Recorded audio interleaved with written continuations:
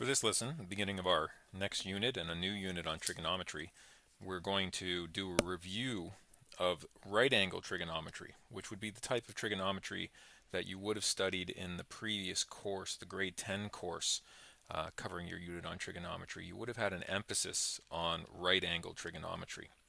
So first of all, let's take a look at a right angle triangle. Oh, there's my right angle. That's supposed to be right there. And so I have a right angle triangle here. And when we talk about our right angle triangle, we're going to be focusing on what's known as an angle of interest. So that means we're going to look at one angle at a time. The angle of interest is not the right angle. The right angle is already taken care of in all of these relationships, and it's not just taken care of, it's critical to these relationships working. So in this case, you can see that I have selected the angle of interest to be in this corner, and from your angle of interest is how you define things like the opposite, the adjacent, and the hypotenuse. So if I had, for example, put the angle of interest in the other corner, the location of the hypotenuse is defined by the right angle. So the hypotenuse is always directly across from the right angle. But the location of the adjacent side and the opposite side, those are going to be based on the angle of interest. So for example, just a quick sketch again of this same triangle. And now I'm going to do a different angle of interest. I'll give it a different label this time, alpha. The hypotenuse is still across from the right angle, but the adjacent side is the adjacent side to the angle of interest. The opposite side is the opposite side to the angle of interest. So keep that in mind. You want to focus on one angle at a time. And when I say focus on one angle, that means make sure you use appropriate labeling, etc. But when you're talking about opposite and adjacent, it's really important that you know which opposite and which adjacent you're referring to. So given that, in this first diagram that was prepared, we were talking about the angle theta. The definition of the sine of theta is the opposite side divided by the hypotenuse. It is this ratio, opposite divided by hypotenuse. The cosine is adjacent, the length of the adjacent side divided by the length of the hypotenuse, and the tangent of theta is defined as the length of the opposite side divided by the length of the adjacent side. To help us remember this, because really we do just have to remember it, we use something called a mnemonic. So that's this word, might be new to you. A mnemonic is just a memory device. And the mnemonic that we use in the English language is so, ka, toa. The first three letters, S-O-H or so, the first letter of that is S, which represents the letter sine. O for opposite, H for hypotenuse. So sine is opposite over hypotenuse. The next letter is C for cosine, A for adjacent, H for hypotenuse. And the final letter, T for toa, T for tangent, O for opposite, A for adjacent. So the letters always follow this pattern. If I do it as X, Y, Z, the X is going to be the thing, in this case, trigonometric operation, and then you get Y over Z. So the X would be the S here. So sine equals opposite over adjacent, cosine is adjacent over hypotenuse, tangent is equal to opposite over adjacent. So now that we've done this, and hopefully that is review, it should be review for you. Now, when we see this word, to solve a triangle, to solve an equation, whenever you're asked to solve, you're being asked to find things that are missing or unknown. In the case of a triangle, the things that are missing or unknown, we're generally going to be talking about sides and angles. For right triangles, we have another tool available to us to solve, and that's the Pythagorean theorem, which is a very useful relationship between the sides of a right angled triangle. The Pythagorean theorem can be written, quite often it is written a squared plus b squared equals c squared. Another way I've seen it written is side 1 squared plus side 2 squared is equal to the hypotenuse squared. And the key here really is this part. The thing that's on its own here is always the hypotenuse. So on this side, it's always the hypotenuse squared. And then these are the other sides squared. So however you label those really is up to you. The key thing is that you're squaring those other two sides and adding them up, and they must be equal to the square of the hypotenuse. Now in this triangle, the data we've been given, or the information we've been given, is not sufficient to actually do any solving yet. But we have started with a right angle as shown, which means that across from the right angle is the hypotenuse.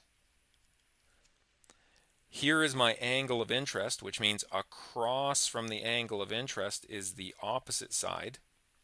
And adjacent to the angle of interest is, not surprisingly, the adjacent side. So now that I have these three pieces of information going for me, I can make use of SOHCAHTOA. Now, the way I'm starting this one is fairly crude because I want you to realize that you can just start putting together relationships and see which ones actually work for you. As we continue to work through the unit, I'll remind you of some of the things you can do that are a little bit more sophisticated. But let's just go ahead and form these equations. So the angle of interest is 52 degrees. So this first relation says that the sine of 52 degrees is equal to the opposite side over the adjacent side. Now it turns out I don't have either of those sides. It's also, I really don't like the letter O. The letter A is not bad, but I don't like the letter O for the opposite side. So you know what? This is horizontal, so I'm going to write that as X. This one is vertical. I'm going to write this as Y. You could do this however you wanted to, whatever's convenient for you, but I don't like using the letter O if I can avoid it. Sometimes I'll forget. So the sine of 52 degrees is opposite over hypotenuse. Opposite is X, and the hypotenuse is 12. The cosine of the angle of interest is equal to the adjacent, which in this case is Y, over the hypotenuse, which is 12.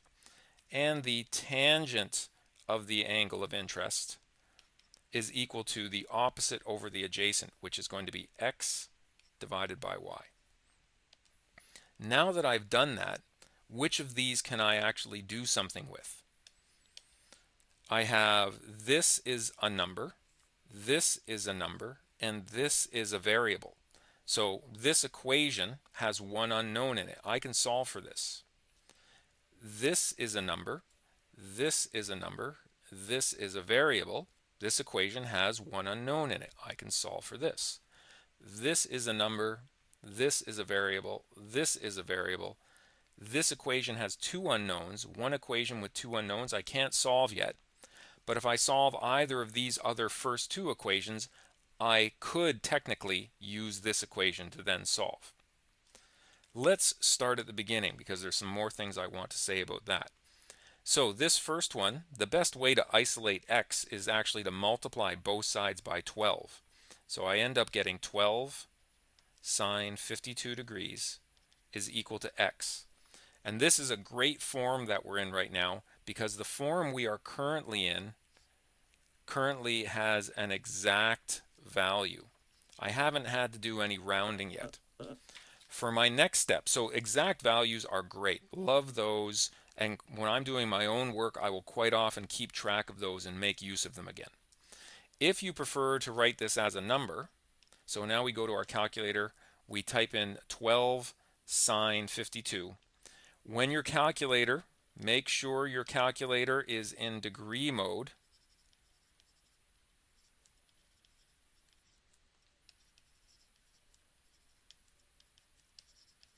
Okay, if it's not in degree mode, then when you do this calculation, you will get an incorrect result. So we are working with degrees, so I make sure my calculator is in degree mode. In this case it is, and I end up with x is equal to, the first thing I'm going to do, my rule of thumb for trigonometry is I always keep 4 decimal places. So 4, 5, 6, 1. This value, so I can use this exact value, or I can use this value to 4 decimal places, and I can use those for future calculations.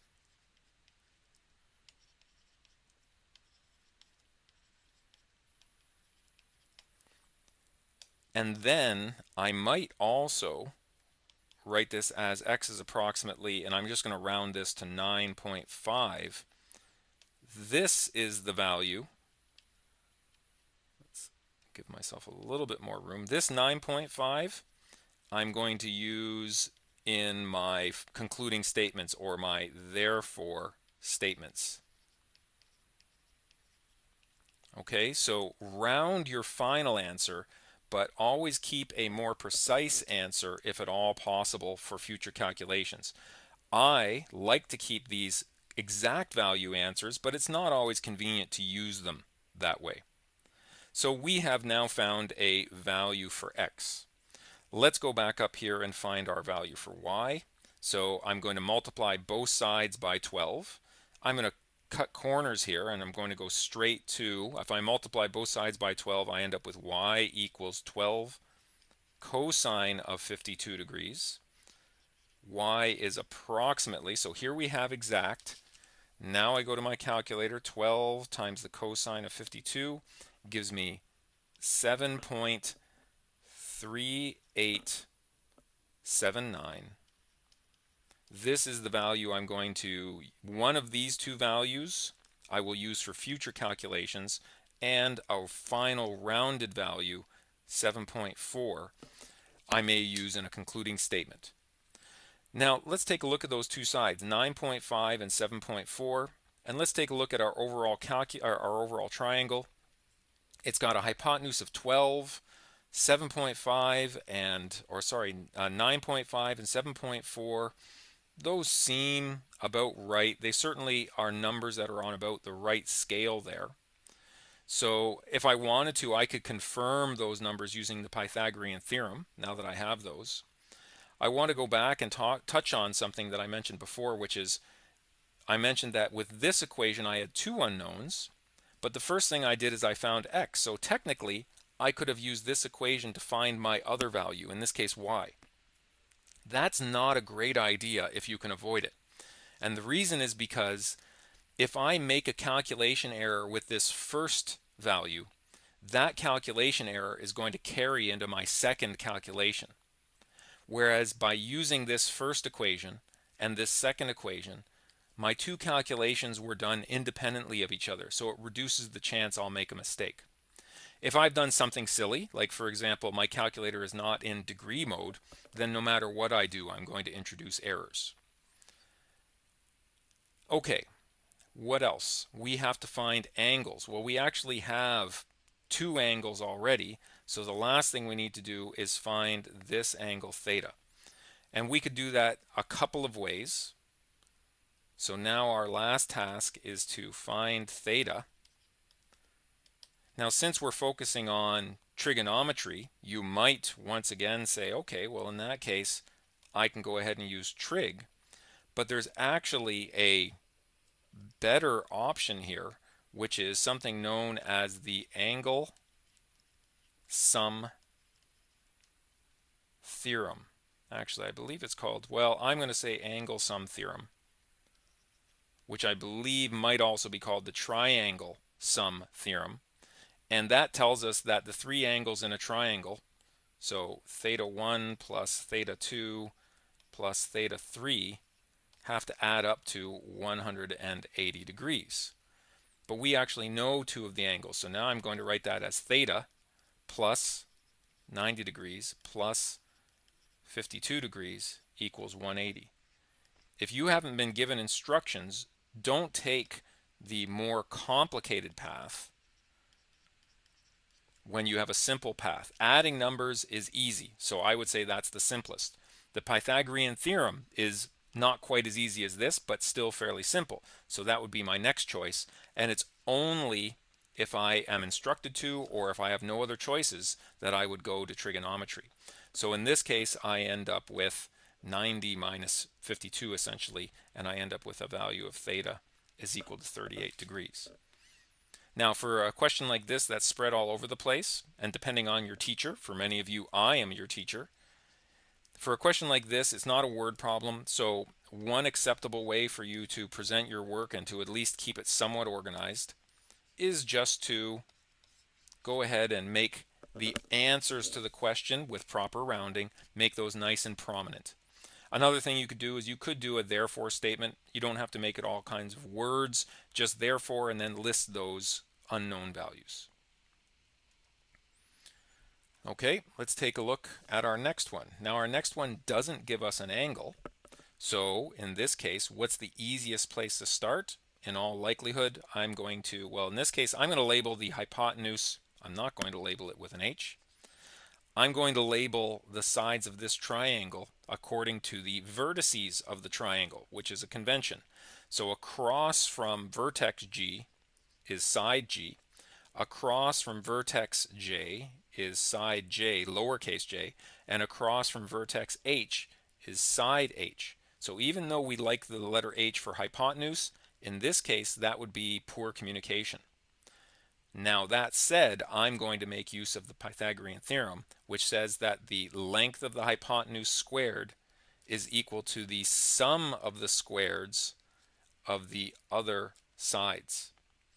So G squared is equal to J squared is going to be 7 squared, H squared is 8 squared.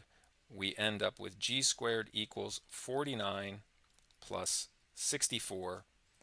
G squared is equal to 49 plus 64 is 113.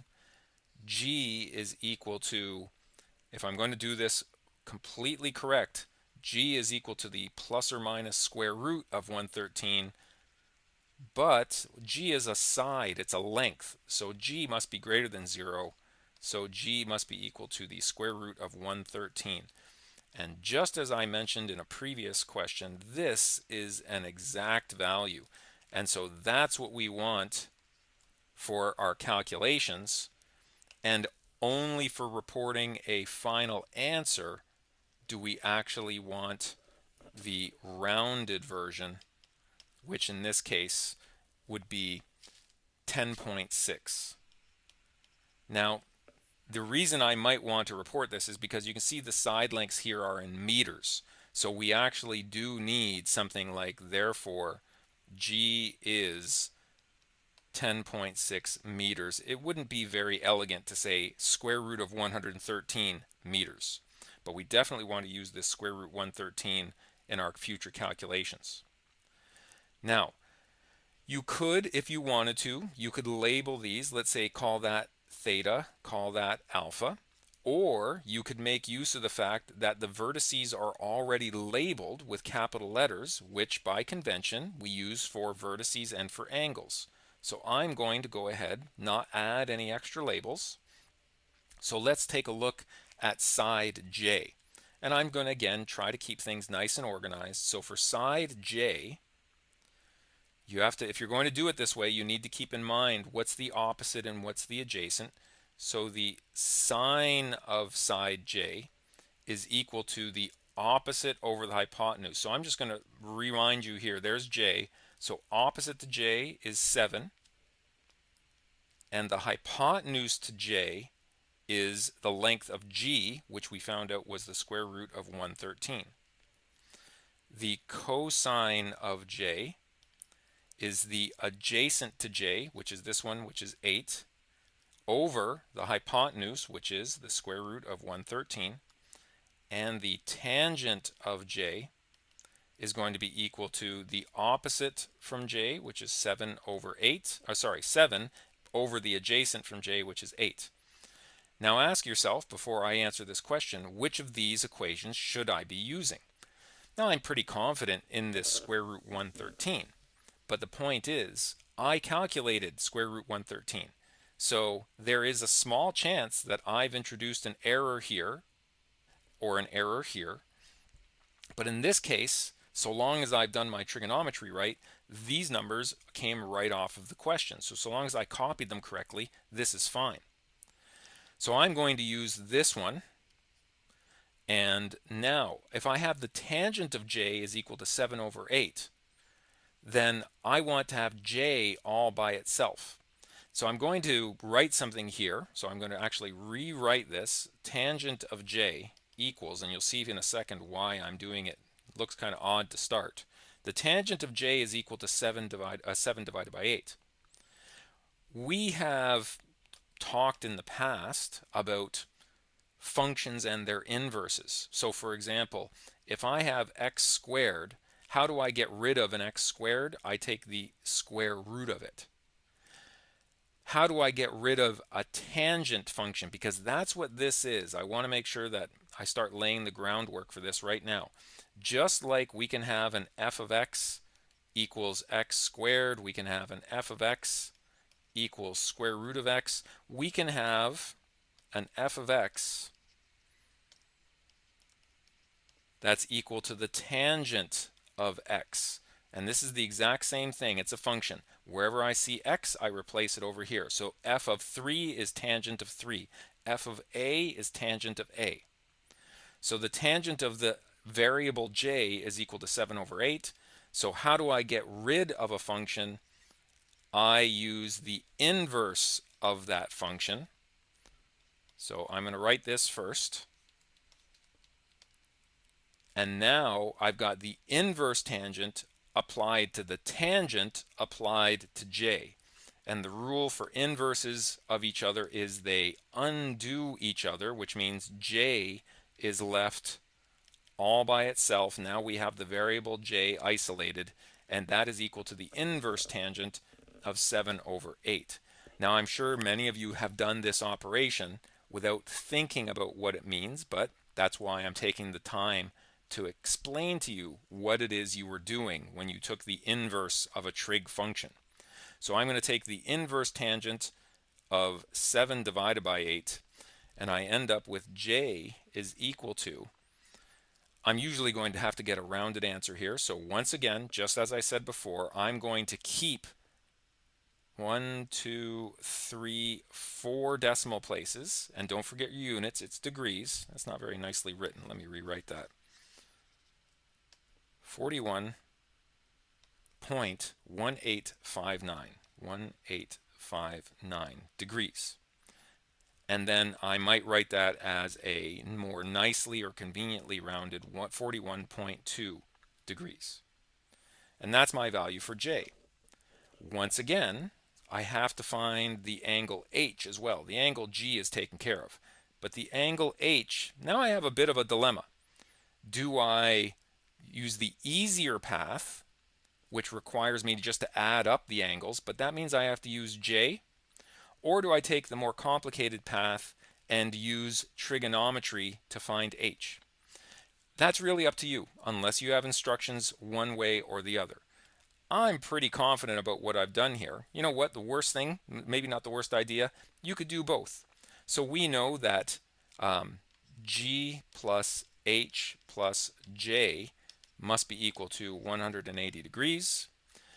We know that g was the right angle of the triangle, plus h, plus j, which I'm going to use the 41.1859 degrees, is approximately equal to 180. Notice I reintroduced the approximate there, because that means that h is approximately equal to 90 minus 41.1859 gives me 48.8141, or rounded to one decimal, 48.8 degrees.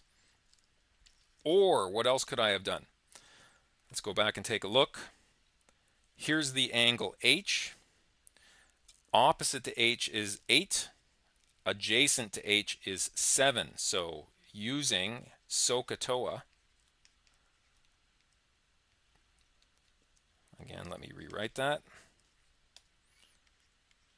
I know the opposite and the adjacent. I know the opposite and the adjacent, which tells me I need to use tangent. And so going back down here, I could also have written that the tangent of h is equal to the opposite, which is 8 over 7. Notice that the tangent of h is actually just the reciprocal of the tangent for j, which means h itself is the inverse tangent of 8 over 7. And h is approximately equal to, and even though I know the answer is right, I'm going to do this honestly, so I'll put this into my calculator, the inverse tangent of 8 over 7, and I end up with 48.8. And I'm just going to go ahead straight to the rounded to one decimal place.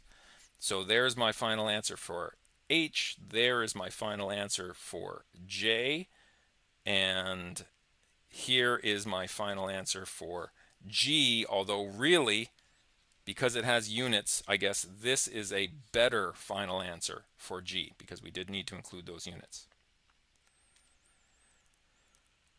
And another exercise here, this one tells you not to use the Pythagorean theorem.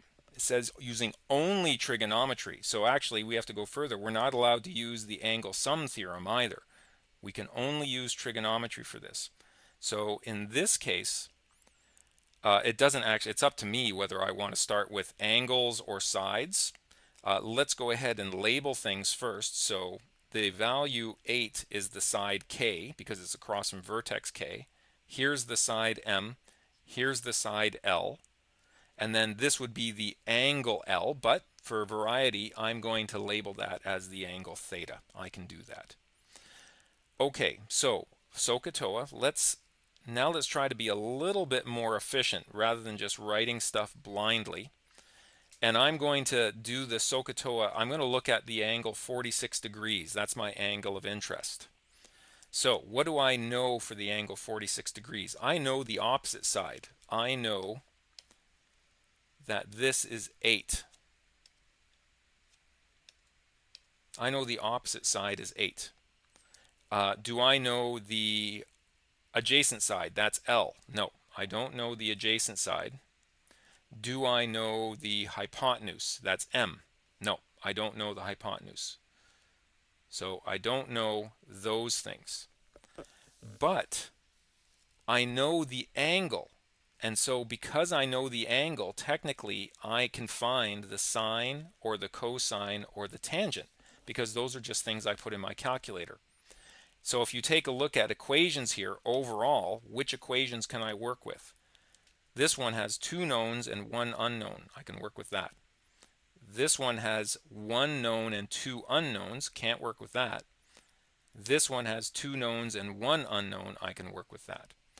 And now it really comes down to which one do you want to work with. So let's just do them in order. Unless we have a good reason to do it some other way, we'll just go ahead and we're going to write that the sine of 46 degrees is equal to what? The sine of 46 degrees, opposite over hypotenuse. Opposite, which is 8, over hypotenuse, which is the letter m. Now this is a bit odd. Now we've got our unknown in the denominator here. If you know how to cross multiply, that's great, but some students don't learn things that way. So if you need to get the m out of the denominator, just multiply both sides by m. So what does that give us? That gives us that m sine 46 degrees is equal to, you can see this m divides out with this m and we end up with 8. But I want m all by itself, so now I divide both sides by the sine of 46 degrees, and I end up with 8 over the sine of 46 degrees. This is my exact value, which is terrific. I can use that if I want to in a future calculation. I can also calculate this and round it to 4 decimals. With sides, it's not as clear. With angles, 4 decimals is a good rule of thumb. With sides, it's not always clear what you should do, so you just need to use your best judgment, or that's a good reason to use the exact value. So I end up with 11.1213. And I might round that to approximately equal to 11.1. Okay, now that I've done that, does this do me any good over here? The equation with tangent is opposite over adjacent. Will that give me something different? Well, the adjacent side is L, and I want to know that as well. So yes, I'm going to use that one now. So I'm going to write that the tangent of 46 degrees, opposite over adjacent. The tangent of 46 degrees, opposite over adjacent. That's going to be equal to 8 over L. Now, to make this go a little quicker, you can also use this idea, which is called cross multiplication. It works when you have a fraction equal to another fraction, and what you do, it's essentially what you're doing is you're multiplying by the denominator of both sides. Just like we multiplied by the denominator here, we multiplied by m, and the denominator of this was 1, so you can of course multiply by 1 and it has no effect. So in this case we end up with L, and I keep doing this in red, one more try, L tan 46 degrees is equal to 1 times 8, which of course is just 8. L is equal to 8 divided by the tan of 46 degrees, and that's my exact value. L is approximately equal to 8 divided by the tan of 46 degrees, and I end up with 7.7255. So now I have found, I know all three sides. The only thing I don't know is this last angle. It said I had to use trigonometry. So now let's try to do, I'm going to just write it up here beside it so we can keep looking at the diagram. I'll do it in blue. And I'll just label it. So here is SOHCAHTOA, but this time for the angle theta. For the angle theta, what do I know? Well, actually, since I know all the sides now, I know all of these sides. Which was the side that was given to us? For the angle theta, the side that was given to us was the adjacent side. So my preference is going to be to use an equation that already has one of the sides that were given. So I'm going to use cosine. So I'm going to write that the cosine of theta is equal to, all right, so the cosine of theta, what is adjacent to theta is 8. What is the hypotenuse? That's m. You could have written the number in there right away. Cosine theta is equal to 8 divided by, now, if I'm going to do this on my calculator, I'm going to put the exact value in there. I'll tell you that right now. The exact value here is going to be 8 divided by sine 46 degrees. That's the exact value. And so when I do that, now, if you want to be really slick, you can go straight to your calculator for this if you want to. But if you want to be really slick, then you actually can do a little bit of algebra and recognize that this thing becomes 8 over 1 multiplied by the sine of 46 degrees over 8. Divide out the 8's and you end up just with the sine of 46 degrees. So it turns out that the cosine of theta is equal to the sine of 46 degrees. And we already had that calculated before, but I'm going to go ahead and write it again. So that's approximately equal to 0.7193. Now, in this case, I'm going to keep that on my calculator because theta itself is now equal to the inverse cosine of 0.7193. But again, I've kept that on my calculator. So now when I get my value for theta, I just say I want the inverse cosine of the number stored on my calculator, and I end up with theta equals 44 degrees. Exactly. I didn't do any rounding there. And you can see why, if you go back and look, we weren't allowed to do this, but we actually had a very simple way of getting theta, which was using the angle sum theorem. 90 degrees plus 46 degrees plus theta has to be equal to 180. And so the answer there is 44. Make sure everything's clear. That is an angle. The sides L and M I might say, therefore, L is 11, no, L is 7.7,